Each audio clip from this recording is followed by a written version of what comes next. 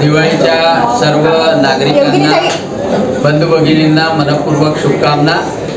ही दिवाळी सर्वांना सुखाची, समृद्धीची, आरोग्याची जावो आणि नवीन वर्ष सुद्धा अतिशय भरभराटीचं जावो। या वर्षी प्रधानमंत्री नरेंद्रजी मोदी यांनी GST मध्ये सुधारणेच्या माध्यमातून दसरा असो, दिवाळी असो, सर्वांना अतिशय चांगली बचत करण्याचा एक संधी दिलेली आहे आणि त्यामुळे गाड्या असो, किराणा असो, कपडे असो, सर्वांवरचा GST कमी झाल्यामुळे स्वस्तामध्ये आपल्याला खरेदी करता येते।